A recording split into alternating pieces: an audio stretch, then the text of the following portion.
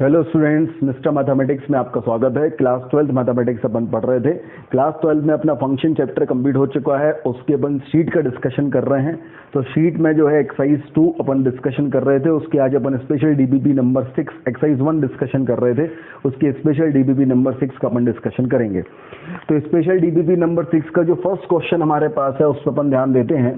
First question में हमारे पास एक इक्वेशन दी हुई है, बोला गया है p² - 4 into p² - 9 into X cube और प्लस हमारे पास है p - 2/2 का greatest integer into X square, plus हमारे पास है p - 4 into p² - 5x plus of 6 into X, plus हमारे पास है fractional part of 2p - 1 equal to 0।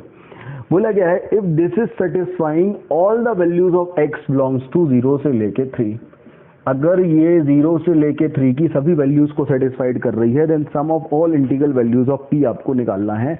What is the sum of all integral values of p, ये अपन को निकालना है।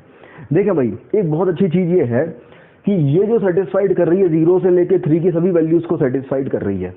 मतलब इसको सेटिस्फाइड करने वाली जो x की वैल्यूज हैं वो कितनी है, 0 से 3 के बीच में कितनी वैल्यूज होती है, इनफाइनाइट वैल्यूज होती हैं। मतलब ये x की इनफाइनाइट वैल्यूज इस इक्वेशन को सेटिस्फाइड कर रही है। और अपन ने पढ़ा था कि अगर हमारे पास कोई भी इक्वेशन है जिसके मोर देन, जैसे अगर हमारे पास ये क्यूबिक इक्वेशन है, अगर क्यूबिक इक्वेशन के हमारे रूट 3 हो सकते हैं, मैक्सिमम रियल रूट, अगर 3 से ज्यादा है तो आइडेंटिटी हो जाएगी। और आइडेंटिटी हो जाएगी मतलब वो हमारे पास 0 इंटू एक्स का power 3 plus 0 into X square plus 0 into X plus 0 equal to 0 के फॉर्म की होंगी। तो फिर इसमें infinite values of X satisfy कर सकती है। तो कहने का मतलब ये है कि ये जो हमारे पास इक्वेशन है ये अगर 0 से लेके 3 की ऑल वैल्यूज को सेटिस्फाइड कर रही है, इसका मतलब this equation is an identity. और अगर ये इक्वेशन आइडेंटिटी है तो इसके सभी न्यूमेरिकल कोफिशिएंट साइमल्टेनियसली 0 होने चाहिए। अब अगर अपन इसको 0 पुट करते हैं, इसको 0 पुट करेंगे तो यहाँ से p की वैल्यू या तो 2 आएगी, या -2 पे होगा, या 3 पे होगा, या -3 पे होगा।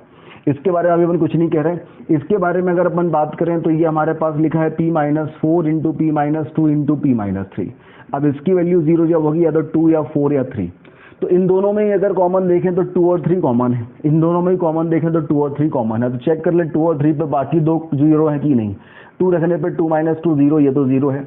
3 रखने पे 3 - 2 1/2 ग्रेटेस्ट इंटीजर क्या हो जाएगा 0, तो ये भी 0 है। 2 रखने पे देखें तो 4 - 1 3 का फ्रैक्शनल पार्ट 0, और 3 रखने पे देखें 6 - 1 5 का फ्रैक्शनल पार्ट 0। तो 2 और 3 सभी न्यूमेरिकल कोफिशिएंट को सेटिस्फाइड कर रही हैं। p की वैल्यू 2 रखो या p की वैल्यू 3 रखो, सभी न्यूमेरिकल कोफिशिएंट साइमल्टेनियसली 0 हो रहे हैं। तो इनका जो सम है वो क्या हो जाएगा 5 मतलब क्या हो जाएगा ऑप्शन नंबर बी। तो क्वेश्चन नंबर 1 का आंसर ऑप्शन नंबर बी आ गया, नोट कर लीजिए।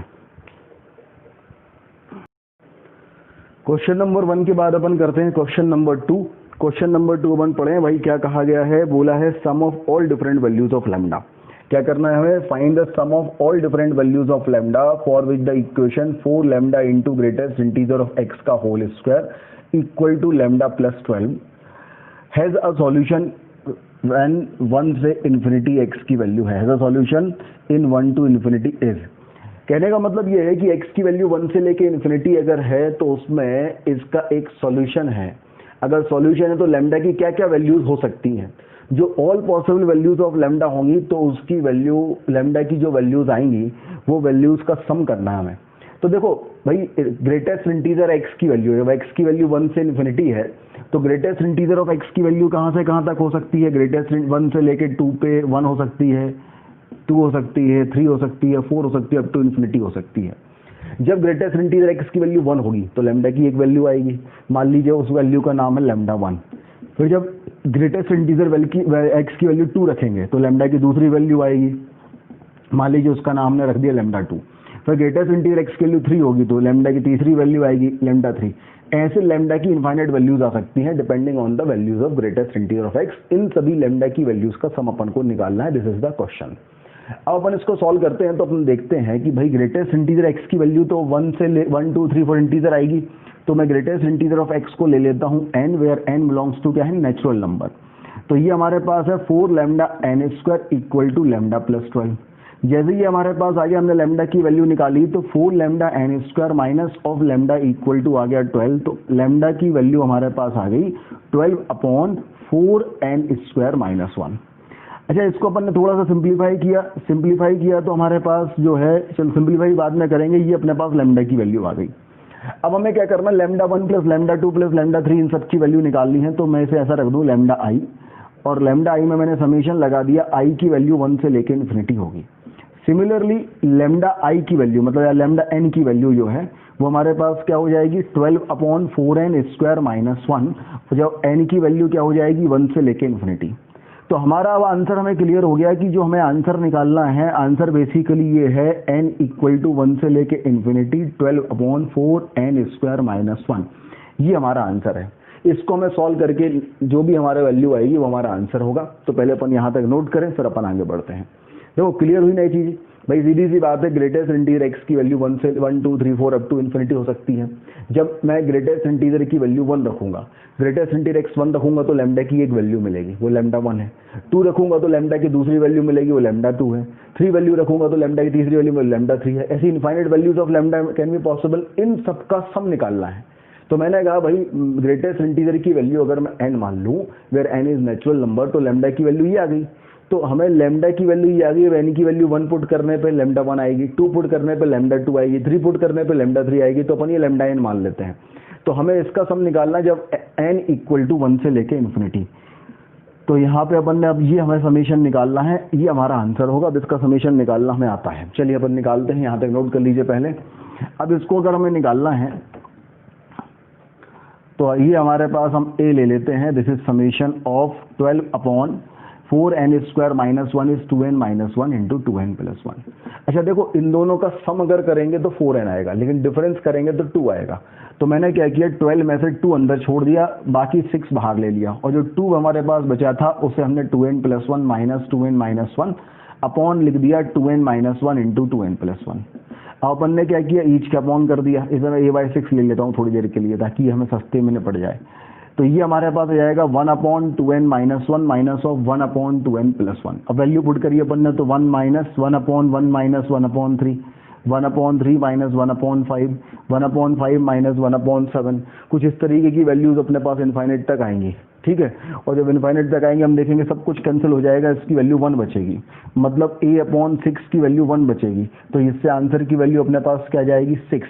तो answer of this question is 6। 6 मतलब क्या है हमारे पास, ऑप्शन नंबर डी। तो answer of this question number 2 is option number D. Note कर लीजिए भाई। चलिए क्वेश्चन नंबर 2 हमारा हो गया। क्वेश्चन नंबर 2 के बाद फिर अपन करते हैं question number 3। Basically question number 3 और क्वेश्चन नंबर 4 ये पैराग्राफ क्वेश्चन है। चलिए अपन देखते हैं कैसा है। मैं हेडिंग 3 डाल रहा हूँ अभी। बोला गया है f be an even function. चलिए अच्छी बात है, सबसे पहली बात तो दी है कि एफ जो है वो इवन फंक्शन है। फिर इसमें एक रिलेशन दिया है, बोला गया है एफ ऑफ एक्स माइनस 2 जो है इसकी वैल्यू है f of x plus 6x square plus 13 upon x square plus 2 का greatest integer for all x belongs to real number. और तीसरी चीज, ये पहली कंडीशन तो इवन दिया, दूसरी कंडीशन ये इक्वेशन दी, और तीसरी कंडीशन क्या दिया है, fx के बारे में बोला गया है fx की वैल्यू है 3x। 3x जब x की वैल्यू है 0 से लेके 1, ओके। और ये है 4 माइनस एक्स, ये कब है, जब x की वैल्यू है 1 से लेके 4। अगर ऐसा है तो find the area bounded by the graph fx and the x axis from -1 to 9 और वैल्यू ऑफ दिस निकालना है। चलिए देखते हैं। तो इसकी शुरुआत अपन कहाँ से कर सकते हैं, शुरुआत अपन कर सकते हैं ग्रेटेस्ट इंटीजर से, है ना। चलिए ग्रेटेस्ट इंटीजर वाले के बारे में बात करते हैं। हम ऐसा करते हैं, इसको एक फंक्शन मान लेते हैं अपन y इक्वल टू हमारे पास हो जाएगा 6x square plus 13 upon x square plus 2, है ना। यही है 6x square plus 13 upon x square plus 2। अपन इसकी रेंज निकालने की कोशिश करते हैं। डोमेन तो ऑल रियल नंबर होगा क्योंकि ये कभी 0 होगा ही नहीं। तो यहाँ से हमारे पास आ जाएगा y x square plus 2y equal to 6x square plus 13। ये यहाँ चला जाएगा, तो एक्स स्क्वायर अगर हमारे पास कॉमन होगा तो अंदर बचेगा y माइनस 6 और ये हो जाएगा 13 माइनस 2y। तो एक्स स्क्वायर की वैल्यू हमारे पास आ जाएगी 13 minus 2y upon y minus 6। अब x square always greater than equal to 0 होगा, तो यहाँ अगर हम 2 से मल्टीप्लाइड करेंगे तो 2y minus 13 upon y minus 6 less than equal to 0 होगा। तो y की वैल्यू 6 से लेके 6.5, 13y2 मतलब 6.5 तक ये होगा। अच्छा, अब y की वैल्यू अगर 6 से लेके 6.5 तक होगा तो इसका मतलब हमारे पास आ गया 6x square plus 13 upon x square plus 2 की वैल्यू 6 से लेके 6.5 तक होगा। मतलब इसका जो ग्रेटेस्ट इंटीजर होगा 6x square plus 13 upon x square plus 2 का जो ग्रेटेस्ट इंटीजर होगा इसकी वैल्यू तो 6 होगी। मतलब ये वाला जो आइटम है ये बेसिकली ये 6 है। चलिए, तो पहले इतनी चीज नोट कर लीजिए कि इसकी वैल्यू अपने पास 6 होगी। सही है, चलिए अपन आगे बढ़ते हैं। हमारे पास एक चीज तो बहुत अच्छे से क्लियर हो गई कि ये जो ग्रेटेस्ट इंटीजर की वैल्यू दी है ये हमारे पास क्या दी है, 6 दी है। 6 दी है, इसका मतलब हमारे पास ये आ गया कि f ऑफ x माइनस 2 की value f of x plus 6 दी है। चलिए अब आगे बढ़ते हैं। अच्छा, ऐसा करते हैं अपन x माइनस 2 को अगर अपन t पुट कर देते हैं, अगर x माइनस 2 को t पुट करते हैं तो x की वैल्यू t प्लस 2 होगी, तो यहाँ पे f ऑफ t आ जाएगा और t प्लस 2 प्लस 6 हमारे पास क्या हो जाएगा, t प्लस 8। क्या बात है, ये अपने पास कुछ इस तरीके से नहीं हो गया f of x plus t equal to f x. अगर आप t की जगह वापस x पुट कर दोगे तो ये fx लिखा है और ये f ऑफ x प्लस 8 लिखा है, पीरियोडिक फंक्शन है कंसेप्ट।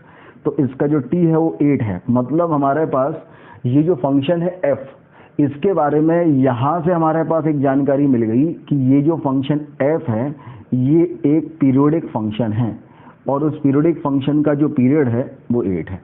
ये जो सेकंड पॉइंट था उससे अपने पास ये जानकारी मिल गई। चलिए, तो यहाँ तक नोट कर लीजिए। अब अपन आगे बढ़ते हैं। अब देखो, अब हमारे पास इसका पीरियड है 8, ठीक है। अपने पास ग्राफ दिया है 0 से 4 के बीच में। चलो अपन 0 से 4 के बीच में तो पहले ग्राफ बना ही लेते हैं, है ना। 0 से 4 के बीच में तो ग्राफ अपन बना ही लेते हैं, जो गिवन है उसके बारे में तो काम कर ही लेते हैं। ये अपन ने ले लिया 0, ये ले लिया 1, ये 2, ये 3, ये 4। तो 0 पे वैल्यू तो 0 होगी, चलिए वही 0 पे वैल्यू हुई 0। 1 पे वैल्यू 3 होगी, तो ये हो गई 2, ये हो गई 3, तो जो 1 है इस पे वैल्यू 3 होगी, यहाँ हॉलो सर्कल होगा, ये ऐसी लाइन होगी। अच्छा, 1 से लेके 4 में ये है, तो 1 पे वैल्यू 3 होगी, 3 होगी तो यहाँ डार्क सर्कल आ गया, और 4 पे वैल्यू 0 होगी, तो 4 पे जो वैल्यू होगी वो कैसी हो जाएगी, 0। This is the graph. तो ये ग्राफ जो हमारे पास है, एक मिनट थोड़ा सा गलत कर दिया, 0 पे वैल्यू 0 हो रही थी, है ना। 0 पे वैल्यू क्या हो रही थी, 0, तो ये ऐसा आएगा, ये ऐसा आएगा। तो ये 0 से 4 में हमारे पास ग्राफ हो रहा था। अच्छा, अब बात ये है, ये ग्राफ जो है वो कैसा है, इवन है। इवन होने का मतलब ये है कि ये सिमेट्रिक अबाउट वाई एक्सिस होगा। मतलब जो ग्राफ 0 से 4 में हुआ है, सेम वही ग्राफ जो है वो -4 से 0 में होगा। सेम वही ग्राफ जो है वो -4 से 0 में होगा, क्योंकि ये ग्राफ तो वो है, इवन है। इवन है मतलब सिमेट्रिक अबाउट वाई एक्सिस है। तो 0 पे वैल्यू 0 है, 1 पे वैल्यू 3 हो रही थी तो -1 पे भी वैल्यू 3 होगी, और 4 पे वैल्यू 0 हो रही थी तो -4 पे भी वैल्यू 0 होगी। तो ये हमारे पास ग्राफ हो जाएगा -4 से 4 में। अब देखो, -4 से 4 तक का इंटरवल अपने पास क्लियर हो गया कि इसमें ऐसे 2 ट्राइंगल हैं, और ये अपने पास 8 इंटरवल हो गया, 4 ये। फिर अगला 8 का सेम ऐसे ही बनेगा। सेम ऐसे ही क्यों बनेगा, क्योंकि इसका तो पीरियड 8 है। इसका मतलब ये है कि ऐसे ही ट्राइंगल जो है वो रिपीट होते रहेंगे। आगे भी अगर अपन देखेंगे तो हमारे पास 1 पे वैल्यू क्या जाएगी, 3, और 8 पे वैल्यू क्या जाएगी, 0। सेम ऐसे ही ट्राइंगल जो है वो आगे रिपीट होते रहेंगे। फिर ऐसे ही 4 के मल्टीपल में वैल्यू सेम ऐसे रिपीट होती रहेंगी। ये इसका ग्राफ होगा। चलिए, तो ये ग्राफ हम लोग क्लियर हुआ ना कि कुछ इस तरीके का ये ग्राफ होगा, 0 से 4 इंटरवल में यही ग्राफ कंटिन्यू होता रहेगा। अब अपन आगे बढ़ते हैं, यहां तक नोट कर लीजिए भाई। ग्राफ क्लियर हो गया अपन को। अब अपन देखते हैं क्वेश्चन नंबर 3। चलो, ये क्लियर हो गया ना, अपन ने इवन फंक्शन का भी यूज कर लिया, इसका भी कर लिया, इसका भी कर लिया, फाइनली अपन इस ग्राफ पे पहुंच गए। अब अपन आगे बढ़े। मतलब हम जो पीरियड कह रहे थे कि 8 था, बेसिकली वो पीरियड 4 है ना भाई। 8 अगर पीरियड है तो फंडामेंटल पीरियड हो जरूरी नहीं है ना, फंडामेंटल पीरियड इसका 4 है। ये ग्राफ से क्लियर हो गया अपन को। अब अपन देखें क्वेश्चन नंबर 3। क्वेश्चन नंबर 3 में बोला भैया -1 से 9 तक का ग्राफ बनाओ। तो -1 से 9, तो 9 पे अगर पहुंचेंगे तो 9 पे वैल्यू क्या हो जाएगी, 3। तो 1 से लेके 8 तक का अगर हम ग्राफ बनाए तो एक ट्राइंगल ही आएगा, एक ट्राइंगल ही आएगा। इस ट्राइंगल का बेस 4 है, तो ये हाफ बेस हो गया 4 और हाइट कितनी है 3, तो इसका एरिया आ गया 6, तो इसका भी एरिया 6 आ जाएगा। अब इसका देखें, ये बेस क्या है इसका 1, तो हाफ बेस 1 है और हाइट कितनी है 3, तो इसका एरिया 3/2 और -1 से 0 का भी 3/2, तो 6 + 6 कितना हो गया 12 और 3/2 + 3/2 हो गया 3, तो टोटल एरिया हमारे पास 15 आ गया। तो क्वेश्चन नंबर 3 का जो आंसर है वो आ गया बी, दैट इज 15। तो क्वेश्चन नंबर 3 तो सॉल्व हो गया। नोट कर लीजिए भाई, दिस इज क्वेश्चन नंबर 3। अब क्वेश्चन नंबर 3 के बाद अपन करते हैं क्वेश्चन नंबर 4, ठीक है। अब क्वेश्चन नंबर 4 में हमारे पास जो है ऐसा बोला गया है, बोला कि भैया f ऑफ -89 की वैल्यू निकालो, f ऑफ -89 की वैल्यू निकालो प्लस f ऑफ -67 की प्लस कर दो f ऑफ 46 की। देखो सबसे पहली बात तो ये इवन फंक्शन है, तो f of -x equal two plus fx होगा, तो f ऑफ -89 की जो वैल्यू होगी वो क्या हो जाएगी +89। सिमिलरली f ऑफ -67 की +67, सिमिलरली f ऑफ 46 तो 46 ही रहेगा। अब इसका पीरियड 4 है, तो अपन 4 के मल्टीपल में लिखे हैं भाई, ऐसा होता है ना, f of x plus nt equal to fx, तो अपने पास ये हो जाएगा f of x plus 4n equal to fx। तो 4 का मल्टीपल का कोई मतलब नहीं है कुल मिला के, तो अगर हम 4 से इसे डिवाइड करें तो कितना जाएगा 88 प्लस 1, तो इस 4 के मल्टीपल का तो कोई मतलब ही नहीं है, तो इसकी वैल्यू f ऑफ 1 के इक्वल होगी और f ऑफ 1 की वैल्यू थी 3, तो इसकी वैल्यू तो 3 होगी। अच्छा, ये अगर अपन 4 से डिवाइड करेंगे 67, तो 4 से डिवाइड करेंगे 67 को तो रिमाइंडर हमारे पास कितना आएगा 4 1 जा 4, 27, 4 6 जा 24, 3 आएगा, तो इसकी वैल्यू f ऑफ 3 के इक्वल होगी और f ऑफ 3 की वैल्यू हमारे पास कितनी होगी, सही है ना। अब f ऑफ 3 की वैल्यू निकालनी पड़ेगी अपन को, 1 से लेके 3 में 4 माइनस x है, ये क्या है 4 माइनस x, तो 3 पे वैल्यू क्या हो जाएगी 1, तो f ऑफ 3 की वैल्यू आ गई 1, तो ये अपने पास f ऑफ 1 था जिसकी वैल्यू क्या थी 3, f ऑफ 3 की वैल्यू आ गई 1। अब 46 देखें 4 से डिवाइड करेंगे तो रिमाइंडर 2 बचेगा, f ऑफ 2। अच्छा, f ऑफ 2 की वैल्यू क्या होगी, f ऑफ 2 की वैल्यू होगी 2, तो 3 + 2 5 - 1, आंसर क्या आना चाहिए इसका 4, आंसर इसका क्या आना चाहिए 4, 4 मतलब ऑप्शन नंबर ए। तो क्वेश्चन नंबर 4 का जो आंसर हमारे पास आया वो क्या आ गया, ऑप्शन नंबर ए। तो नोट कर लीजिए भाई, क्वेश्चन नंबर 4 का जो आंसर आया ऑप्शन नंबर ए और 3 का आंसर आया ऑप्शन नंबर बी। हो गया ये क्वेश्चन सॉल्व। चलिए आगे बढ़ते हैं अपन, क्वेश्चन नंबर 4 तक अपना हो गया। अब अपन करते हैं क्वेश्चन नंबर 5। क्वेश्चन नंबर 5 हमारे पास ये है कि जो fx है इसकी वैल्यू है x² - 1 का पावर 1/3 और ये डिफाइन है जब x लेस देन 0 है, और gx जो है ये है -(x की पावर 3 + 1 का पावर 1/2), ये डिफाइन है जब x ग्रेटर देन -1 है। Identify which of the following statements is और आर करेक्ट। चलिए देखते हैं। तो देखो भाई, सबसे पहली बात मेरे दिमाग में ये आई कि देखो ये जो है ना, ये 1/3 है, यहाँ 3 है, ये 2 है, ये 1/2 है, ये माइनस, ये प्लस है, तो ऐसा तो नहीं ये दोनों एक दूसरे के इन्वर्स हो, हैं। अपन इन्वर्स चेक कर लेते हैं। तो पहले नंबर तो अपन इसकी रेंज चेक करते हैं, f की डोमेन और रेंज। अब f का जो डोमेन है वो क्या है, -∞ से लेके 0 है। रेंज निकालें f की, तो fx हमारे पास है x² - 1 का पावर 1/3। अब x अगर लेस देन 0 है लेकिन x² तो ग्रेटर देन 0 ही होगा, x² - 1 जो है ग्रेटर देन 1 ही होगा, और x² - 1 का अगर क्यूब रूट लोगे तो भी वो ग्रेटर देन 1 ही होगा। तो इसकी जो रेंज आएगी वो क्या आएगी, 1 से लेके इन्फिनिटी, सही है ना। सही किया, x की वैल्यू जो है x² ग्रेटर देन 0 होगा, x² - 1, यहाँ पे माइनस किया ना, -1 आएगा, तो ये ग्रेटर देन -1 होगा। ग्रेटर देन -1 मतलब -1 से लेके इन्फिनिटी, ये अपने पास f की रेंज आ गई। और fx की जो वैल्यू अपने पास आ गई ये हो गया x² - 1 का पावर 1/3। तो यहाँ तक अपने पास आ गए। अब अपन आगे बढ़े। अब अपन ऐसा करते हैं, इसका अपन वो निकालते हैं, है ना, इन्वर्स निकालते हैं।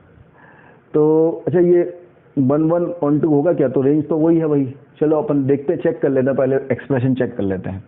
y की वैल्यू अगर है एक्स स्क्वायर माइनस 1 का पावर 1/3, तो वाई क्यू की वैल्यू हमारे पास है एक्स स्क्वायर माइनस 1, तो वाई क्यू प्लस 1 की वैल्यू है एक्स स्क्वायर, तो एक्स की वैल्यू है plus minus under root of y cube plus 1।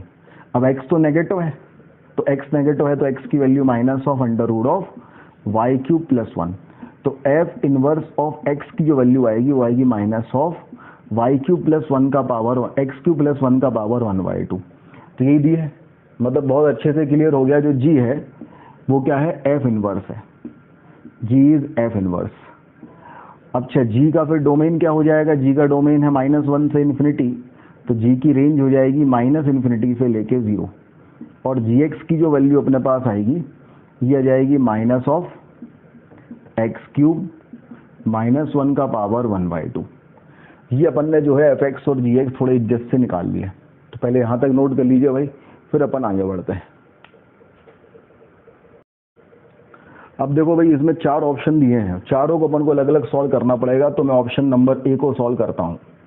Option number A में बोला गया है कि जो f ऑफ fx आएगा इसकी रेंज क्या होगी, f ऑफ fx की रेंज क्या होगी। तो देखें भाई हो ये हो रहा होगा कि पहले तो f हो रहा होगा, यहाँ से x इनपुट होगा तो बाहर हमारे पास fx आएगा, फिर fx जो है फिर f में इनपुट हो रहा होगा, तो आउटपुट हमारे पास f ऑफ fx आएगा। अच्छी बात है। अब fx में जो इनपुट हो रहा होगा वो तो हो रहा होगा -इन्फिनिटी से लेके 0, और आउटपुट हो रहा होगा -1 से लेके इन्फिनिटी, ये हो रहा होगा। अब -1 से लेके इन्फिनिटी पूरा का पूरा f के अंदर जाना चाहता है, लेकिन f बोलता है भैया मैं तो केवल -इन्फिनिटी नेगेटिव एलिमेंट लेता हूँ, -इन्फिनिटी से 0। तो इन दोनों का राजीनामा होगा और कॉमन पार्ट के लिए राजीनामा होगा। कॉमन पार्ट अंदर जाएगा, कॉमन पार्ट अंदर क्या जाएगा, -1 से लेके 0। अब -1 से लेके 0 अंदर जाएगा तो इसका डोमेन भी चेंज होगा, लेकिन डोमेन के बारे में तो क्वेश्चन बात करी नहीं, रेंज के बारे में बात करी है। तो हमें ये है कि -1 से लेके 0 अगर f के अंदर जा रहा है तो आउटपुट क्या आएगा। अब देखो एक बात तो क्लियर, जब इन्वर्स की बात हुई तो ये फंक्शन सब कैसे होंगे, 1-1 होंगे, 1-1 होंगे, या और हम कह सकते हैं तो ये मोनोटोनिक होंगे। तो डायरेक्ट वैल्यू पुट करके देख लें f में अगर अपन -1 रखते हैं तो वैल्यू हमारे पास क्या जाएगी 0, और f में अगर अपन 0 रखते हैं तो ये क्या जाएगी वैल्यू हमारे पास -1। तो इसकी जो रेंज हमारे पास होगी वो क्या होगी, -1 से लेके 0 होगी। और ऑप्शन नंबर ए में जो है यही दिया है, तो ऑप्शन नंबर ए तो करेक्ट है, तो ऑप्शन नंबर ए अपना करेक्ट है, नोट कर लीजिए यहाँ तक। अब ऑप्शन नंबर बी देखो भाई, ऑप्शन नंबर बी में बोला गया है कि GOG का डोमेन निकालो। तो देखो GOG बेसिकली हमारे पास f inverse O f inverse है, सही है ना, और f inverse O f inverse basically क्या है, f ऑफ f का इनवर्स है, क्योंकि अपन ने पढ़ा f ऑफ g का inverse g inverse O f inverse होता है, तो f ऑफ f का इनवर्स है। अब f ऑफ f इनवर्स का रेंज पूछा है तो वो होगा जो f ऑफ f का डोमेन था, और f ऑफ f का डोमेन क्वेश्चन नंबर 1 में बोला है, इसका डोमेन पूछा है, तो इसका जो डोमेन है वो वही होगा जो इसकी रेंज थी, और इसकी रेंज -1 से 0 थी, तो इसकी डोमेन भी -1 से 0 होगी। तो ये ऑप्शन नंबर बी भी करेक्ट हो गया, सही बात है, ऑप्शन नंबर बी भी करेक्ट हो गया। अब अपन ऑप्शन नंबर बी के बाद ऑप्शन नंबर सी के बारे में बात करते हैं, पहले यहाँ तक नोट कर लीजिए। इसके बाद ऑप्शन नंबर सी देखो। अब ऑप्शन नंबर सी बोला गया है f inverse O g inverse x, इसके बारे में बात करी गई है। बोला गया है x है, फॉर ऑल x की वैल्यू जो है वो -इन्फिनिटी से 0 है, बताओ ट्रू है कि नहीं। तो अपन बेसिकली देखें ये है हो क्या रहा है भाई, ये हमारे पास है f inverse O g inverse, है ना, तो ये हमारे पास जो है GO f इनवर्स, सही है ना, GO, अच्छा g इनवर्स की वैल्यू तो f होती है ना, तो ये तो ऐसा लिखा है f inverse O f of x। तो ये बात तो क्लियर है, f इनवर्स O x की वैल्यू तो x ही आती है, बात तो क्लियर है ना। अब x आती है, लेकिन डोमेन क्या आएगा इसका, तो हम पहले ऊपर f लिखेंगे, फिर अपन नीचे f इनवर्स लिखेंगे। f का जो डोमेन है वो हमारे पास है -इन्फिनिटी से लेके 0, और जो रेंज है वो है -1 से लेके इन्फिनिटी, और f इनवर्स का जो डोमेन है वो है -इन्फिनिटी से 1 से इन्फिनिटी, और जो रेंज है वो -इन्फिनिटी से 0, ये कॉमन है। तो एफ ऑफ इनवर्स का डोमेन भी माइनस इन्फिनिटी से 0 होगा और रेंज भी माइनस इन्फिनिटी से 0 होगी, और डोमेन माइनस इन्फिनिटी से 0 दिया है, तो ऑप्शन नंबर सी तो अपने पास आंसर है। तो अपन देखें क्वेश्चन नंबर 5 जो है इसका ऑप्शन नंबर सी भी आंसर होगा। चलिए नोट कर लीजिए यहां तक। अब देखें option number D. Option number D जो है वो भी सेम ऐसे ही तो है भाई, इसमें कहा है g inverse o f inverse के बारे में बात करूं, तो ऑब्वियस है g inverse o f inverse x की वैल्यू भी क्या होगी, एक्स ही होगी, और ये हमारे पास एफ ओ एफ इनवर्स लिखा है, तो अपन ऊपर लिखेंगे एफ इनवर्स, नीचे लिखेंगे एफ इनवर्स का डोमेन होगा -1 से इन्फिनिटी, तो इसका भी डोमेन -1 से इन्फिनिटी होगा, तो ऑप्शन नंबर डी भी करेक्ट है। तो 5 का ABCD चारों करेक्ट हैं। This is question number 5, note कर लीजिए भैया। चलिए भाई, क्वेश्चन नंबर 5 के बाद अपन करते हैं क्वेश्चन नंबर 6। क्वेश्चन नंबर 6 में है the maximum value of the function. एक फंक्शन है, इसकी मैक्सिमम वैल्यू निकालना है। Maximum value of the function is alpha. तो ये फंक्शन हमारे पास है f x equal to minimum of e का power x 2 plus e square minus x और 8। इनकी जो मैक्सिमम वैल्यू है वो अल्फा है, फिर आगे अपन देखते हैं क्या है। तो पहले अपन इसका ग्राफ बना लेते हैं, ठीक है। चलिए ग्राफ बनाते हैं इसका। ई की पावर एक्स का ग्राफ तो कुछ इस तरीके से होगा, 0 पे वैल्यू 1 होगी। This is the graph y equal to e की पावर एक्स। अब इसके बारे में देखें भाई, 0 रखने पे आएगा 2 plus e square. E square मतलब अप्रोक्सीमेट क्या आता है, 7 आता है ना, ई स्क्वायर की वैल्यू 7, 2.7 का स्क्वायर तो लगभग 7 होता है, तो 7 प्लस 2 है ना, 7 क्या कह रहा है 0 पे वैल्यू, 7 प्लस 2 9, तो ये वैल्यू अपने पास यहाँ आएगी। इसको अपन लिख लेते हैं 2 प्लस ई स्क्वायर, है ना, और y की वैल्यू अगर अपन 0 पुट करते हैं तो हमारे पास x की वैल्यू 2 प्लस ई स्क्वायर, मतलब ये जो है इसका कुछ इस तरीके से ग्राफ आएगा,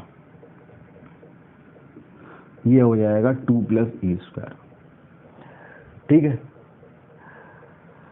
और 8, तो 8 जो है वो उसके नीचे होगा कहीं, यहाँ पे 8 यहाँ पे होगा।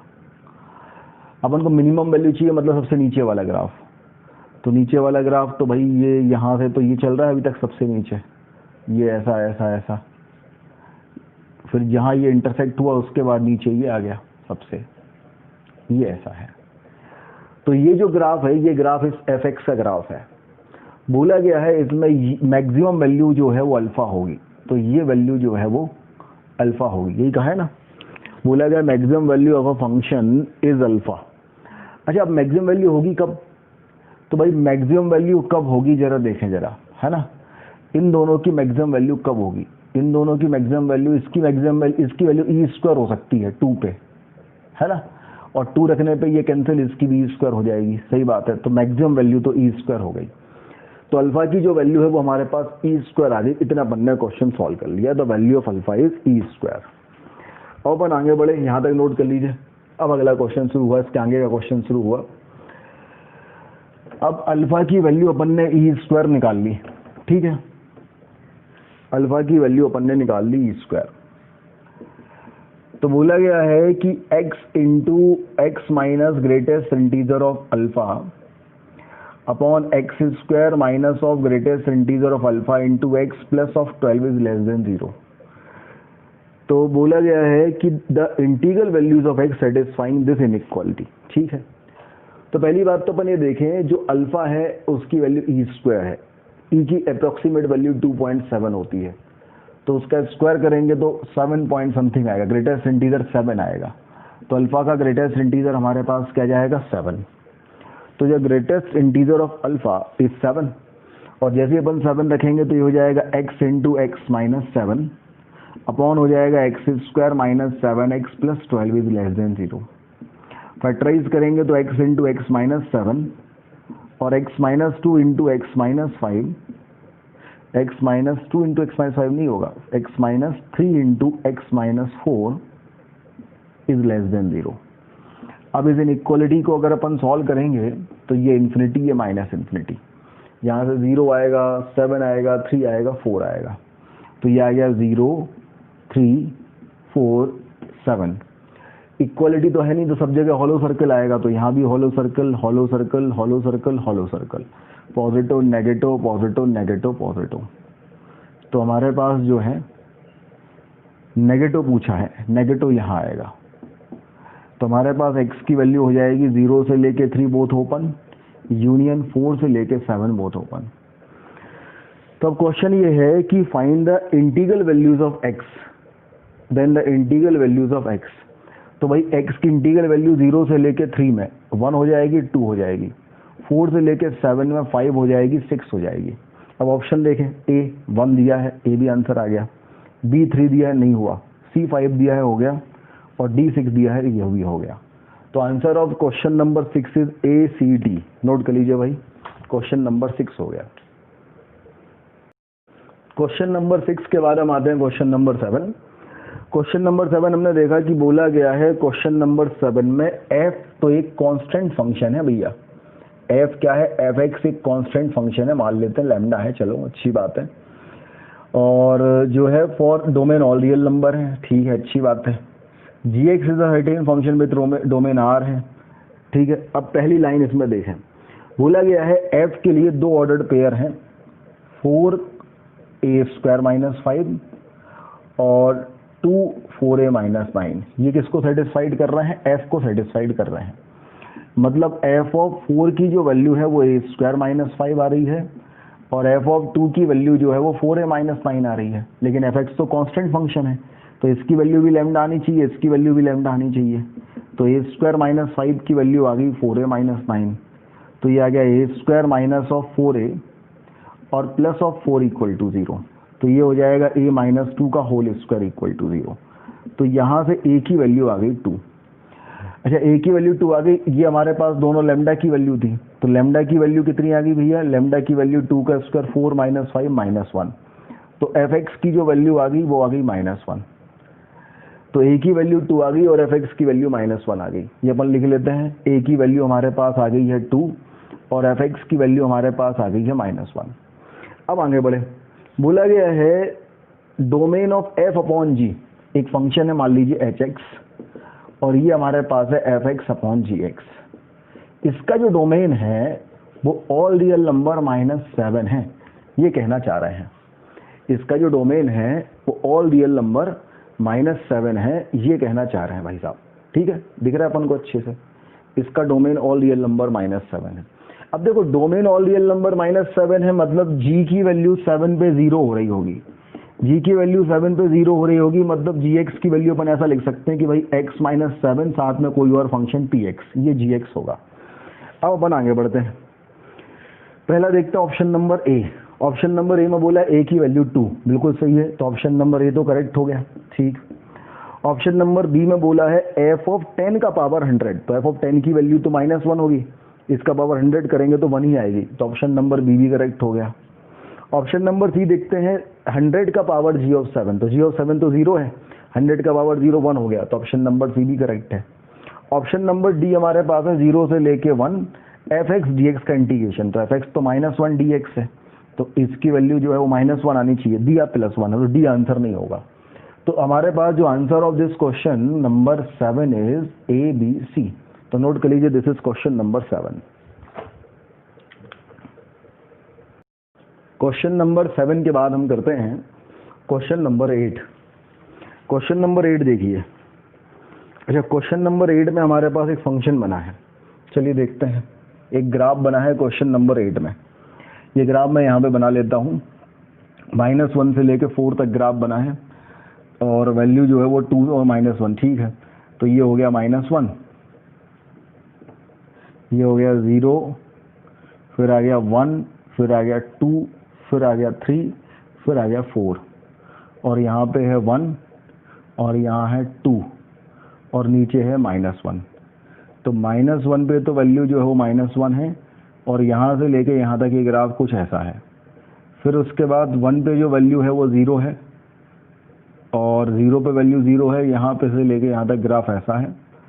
फिर 2 पे जो वैल्यू है वो 2 है, तो यहाँ से लेके यहाँ तक ग्राफ ऐसा है, फिर यहाँ से ग्राफ ऐसा है। दिस इज द ग्राफ जो हमें गिवन है। अब सबसे पहली बात, ऑप्शन नंबर ए बोला गया है f of mod x minus 1 का डोमेन बताओ क्या होगा। तो भाई हमें पता है एफ एक्स का जो डोमेन है वो -1 से लेके 4 है, तो ये जब डिफाइन होगा जब मॉड एक्स -1 की वैल्यू -1 से लेके 4 होगी, तो मॉड एक्स की वैल्यू जो है वो 0 से लेके 5 होगी। तो इसका मतलब मॉड एक्स की value less than equal to 5 है, तो एक्स की वैल्यू जो है वो -5 से लेके +5 होगी, और ये दिया है, तो ऑप्शन नंबर ए तो करेक्ट है। तो ऑप्शन नंबर ए अपना आंसर आ गया। नोट करिए, this is option number A. Option number A के बाद हमें दिया है ऑप्शन नंबर बी। चलिए ऑप्शन नंबर बी के बारे में अपन बात करते हैं। ऑप्शन नंबर बी में एक फंक्शन दिया है, बोला गया है f of mod x plus 1 की रेंज निकालो, मॉड एक्स प्लस 1 की रेंज। तो अपन को पता है मॉड एक्स तो ग्रेटर देन इक्वल टू 0 होता है, तो मॉड एक्स प्लस 1 जो है वो ग्रेटर देन इक्वल टू 1 होगा। तो अब इसका जो इनपुट इसमें हो रहा है 1 से ज़्यादा इनपुट होगा, 1 से बड़ा, तो 1 से लेके 4 तक का इनपुट मान लो। तो 1 से लेके 4 में इनपुट में वैल्यू कहाँ से कहाँ तक, 0 से लेके 2 तक वेरी कर रही है, तो इसकी रेंज 0 से 2 होगी, और 0 से 2 ही दी है, तो ऑप्शन नंबर बी भी अपना आंसर हो गया। नोट कर लीजिए, this is option number B. ठीक है, आगे बढ़ते हैं ऑप्शन नंबर सी के बारे में। ऑप्शन नंबर सी में बोला गया है f of minus of mod x की रेंज निकालो। तो भाई मॉड एक्स तो पॉजिटिव होता है greater than equal to 0, minus mod x negative होगा। अब नेगेटिव 0 से 1 के बीच में होगा, मतलब ये वाला पार्ट होगा, तो इसमें y की वैल्यू -1 से लेके 0 आ रही है, तो इसकी रेंज -1 से लेके 0 होगी, ये दिया हुआ है, तो ऑप्शन नंबर सी भी आंसर हो गया। चलिए अब ऑप्शन नंबर डी देखते हैं। ऑप्शन नंबर डी में बोला गया है एफ ऑफ मॉड एक्स का डोमेन निकालो, एफ ऑफ मॉड एक्स का डोमेन। तो mod x greater than 0, mod x की वैल्यू जो है वो क्या होगी, -1 से लेके 4, -1 से लेके 4 मतलब less than equal to 4 greater than equal to 0 की मॉड एक्स तो पॉजिटिव ही होता है, तो इससे हमारे पास x की वैल्यू हो गई -4 से लेके 4, बहुत क्लोज, ये इसका डोमेन होगा। लेकिन आंसर में -3 से लेके 3 दिया है, तो ये गलत हो गया। तो क्वेश्चन नंबर 8 का आंसर क्या आ गया, ए बी सी। तो नोट कर लीजिए, दिस इज क्वेश्चन नंबर 8। इसके बाद अपन देखें क्वेश्चन नंबर 9। अब क्वेश्चन नंबर 9 में बोला गया है cot pi xy2 equal to log 2 base 2 fractional part of x, और x की वैल्यू दी है 0 से लेके 100। बोला गया है भाई इसका find the sum of all solution. तो अपन ग्राफ बनाते हैं इसका, है ना। तो अगर मैं इसका ग्राफ बनाता हूं तो कैसा ग्राफ बनेगा देखते हैं भाई अपन, है ना। अच्छा cot x में ये π/2 होता है, तो π/2 होगा तो यहाँ पे क्या होगा 1 रखने पर π/2 आएगा, और 2 रखने पे पाई आएगा, तो π/2 पे वैल्यू 0 होती है, तो ये इसका ग्राफ बनेगा cot x का 1 से 2 के बीच में। अच्छा 1 से 2 के बीच में ग्राफ बनेगा। अब इसकी बात करें, जब 0 से लेके 1 के बीच में x की वैल्यू होगी तो इसकी वैल्यू तो x होती है, तो cot x log का ग्राफ 0 से लेके 1 के बीच में कैसा होता है, ये होता है ना 0 से लेके 1 के बीच में। तो जो 0 से लेके 1 का बीच में ग्राफ है वही रिपीट होगा, क्योंकि फ्रैक्शनल पार्ट की वैल्यू तो 0 से लेके 1 के बीच में होगी, तो जब 0 से लेके 1 के बीच में होगा तो ये वाला ग्राफ बनेगा। फिर उसके बाद जब 1 से लेके 2 के बीच में होगा तो ये वाला ग्राफ बनेगा, कुछ इस तरीके से ग्राफ बनेगा। ठीक है, फिर सेम यही चीज़ आगे बढ़ जाएगी भाई। अगर अपन 3 से लेके 4 के बीच में देखें तो जो cot x है, cot x का ग्राफ तो कुछ इस तरीके से होगा, और log fractional part of x का ग्राफ जो है वो कुछ इस तरीके से होगा। फिर अपन और आगे बढ़ें, 5 से लेके 6 के बीच में देखें तो जो cot का ग्राफ है वो तो कुछ इस तरीके से होगा, फ्रैक्शनल पार्ट का ग्राफ जो है वो कुछ इस तरीके से होगा, ये होगा। तो एक सॉल्यूशन तो हमारे पास 1 और 2 के बीच में आएगा, देखो ये आ रहा है, एक 3 और 4 के बीच में आ रहा है, एक 5 और 6 के बीच में आ रहा है। अच्छा 1 और 2 के बीच में जो सॉल्यूशन है वो ग्राफिकली थोड़ा बहुत समझ में आ रहा है कि उसका आधा है, मतलब 3/2 है। अपन रख के देख लेते हैं 3/2। अगर मैं यहाँ 3/2 रखता हूँ तो ये cos 3π/4 होगा ना, cot 3π/4। cot 3π/4 की वैल्यू -1 होती है, और अगर मैं यहाँ 3/2 रखता हूँ तो 3/2 का फ्रैक्शनल पार्ट 0.5 होगा, मतलब 1/2 होगा, 1/2 टू द बेस 2 -1 होगा। अरे वाह, तो पहला सॉल्यूशन हमारे पास ये क्लियर है, ये मिड में आएगा, तो पहला 1 और 2 के बीच में आएगा मतलब 1.5 आएगा, फिर दूसरा जो है वो 3.5 आएगा, फिर तीसरा जो है वो 5.5 आएगा। सही बात है। तो देखो 1 और 2 के बीच में, फिर 3 और 4 के बीच में, लास्ट वाला क्या होगा, देखो इवन के पहले अपन देखो अपन या तो ऑड में से +1 कर दो, तो लास्ट वाला ऑड जो हमारे पास होगा वो 99 होगा, तो हमारे पास लास्ट जो आएगा वो 99.5 आएगा। तो हमें इन सबको जो है वो ऐड करना है, इन सब का जो एडिशन है वो अपना आंसर है। तो देखो 1 + 3 + 5 + 9 ये सब तो 99 ऑड टर्म्स है, तो उसका सम तो 99² हो जाएगा, और 0.5 0.5 0.5 99 टाइम्स हैं, तो 99/2 ये आ जाएगा। अब अगर मैं ऐसा करूं 99 कॉमन ले लूं तो ये हो जाएगा 99 + 1/2, तो ये 99 × 2 कितना हो जाता है भैया, 99 × 2 ये हो जाएगा हमारे पास 1। सही है ना, ये सही किया अपन ने भाई। 1 + 3 + 5 + 7 यही हो रहा है ना, 2 का डिफरेंस हो रहा है भाई, 1 और 2 के बीच में होगा, एक बार चेक करें, 1 और 2 के बीच में होगा तो 1.5, फिर 2.5 नहीं आएगा, फिर 3.5 आएगा, फिर 5.5 आएगा, तो लास्ट में हमारे पास क्या आएगा, लास्ट हमारे पास आएगा 99.5। कैसे किया अपन ने भाई, ऑड वाली टर्म 0 तो इवन था, फिर ऑड पे आए 1 तो 1.5, फिर अगला ऑड क्या है 3 तो 3.5, अगला ऑड क्या है 5 तो 5.5, सबसे लास्ट में ऑड क्या आएगा 99 तो 99.5, इनको ऐड करना है। तो हमने कहा भैया 1, हमने 1 + 0.5 3 + 0.5 5 + 0.5 अप टू 99 + 0.5 लिख दिया, तो 1 + 3 + 5 अप टू 99। अच्छा थोड़ा सा गलत किया अपन ने ये, तो हमारे पास एक ब्रैकेट में तो आ जाएगा 1 + 3 + 5 अप टू 99, और दूसरे ब्रैकेट में हमारे पास आ जाएगा 0.5 0.5 अप टू 0.5। अब हमें ये देखना है कितनी टर्म्स है ना। तो भाई देखो ये हमारे पास जो है ये 2n - 1 का फॉर्म है, 1 रखने पे 1 आ रहा है, 2 रखने पे 3 आ रहा है, इसकी वैल्यू 99 है लास्ट टर्म की, तो n की वैल्यू हमारे पास कितनी आ जाएगी 50, तो 50 टर्म्स है, तो इसका जो सम आएगा वो 50² आएगा, और ये हमारे पास 50 × 1/2 मतलब 25 आएगा। तो आंसर हमारे पास आ गया 50 का स्क्वायर + 25, तो ये कितना हो गया 2525। तो answer of this question is 2525। Note कर लीजिए। क्वेश्चन नंबर 99 के बाद, क्वेश्चन नंबर 9 के बाद क्वेश्चन नंबर 10 करते हैं, है ना। क्वेश्चन नंबर 10 में हमारे पास है एक फंक्शन दिया है fx, और fx हमारे पास दिया है sin x माइनस दिया है cos²x। बोला गया है if fx = a has at least one solution in 0 से लेके π/2, x की वैल्यू 0 से π/2 है, fx = a का एटलीस्ट वन सॉल्यूशन है, and the number of integral values of a।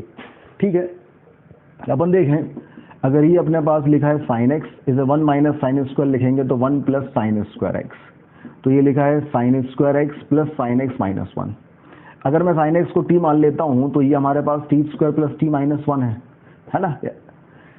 तो ये sin x को अपन s मान लो, s² + s - 1 है, और sin x की वैल्यू जो है वो 0 से 1 के बीच में होगी। अच्छा इसका अगर अपन ग्राफ देखें तो माउथ ओपनिंग अपवर्ड होगा, d की वैल्यू देखें तो b² - 4ac मतलब 5 होगा, तो इसके डिस्टेंट रूट होंगे। ये जो मिड पॉइंट हमारे पास वर्टेक्स का -b/2a से -½ आएगा, और 0 पे वैल्यू -1 आ रही मतलब 0 यहाँ आएगा, और 1 पे वैल्यू जो है वो 1 आ रही मतलब 1 बाहर आएगा। सही बात है। तो 0 पे वैल्यू कितनी आएगी, 0 पे जो वैल्यू है ये आ रही है -1, और 1 पे वैल्यू कितनी आ रही है भाई, 1 पे वैल्यू आ रही है +1। अब 0 से लेके 1 तक का ग्राफ अपना है, तो ये वाला ग्राफ अपना होगा।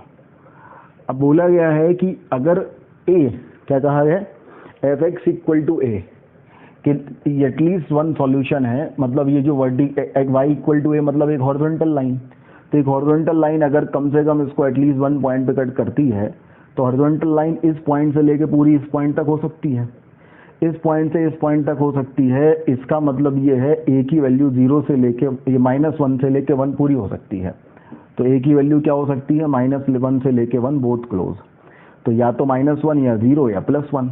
तो कितनी इंटीग्रल वैल्यूज a की हो सकती है, 3। तो answer of this question is 3। तो ये क्वेश्चन नंबर 10 हो गया, नोट कर लीजिए। तो इसी के साथ जो है अपन ने स्पेशल डीपीपी नंबर 6 कंप्लीट कर ली, और जो अपन फंक्शन की शीट सॉल्व कर रहे थे इसकी एक्सरसाइज नंबर 1 अपनी कंप्लीट हो गई। चलिए मिलते हैं अपन नेक्स्ट क्लास में, धन्यवाद।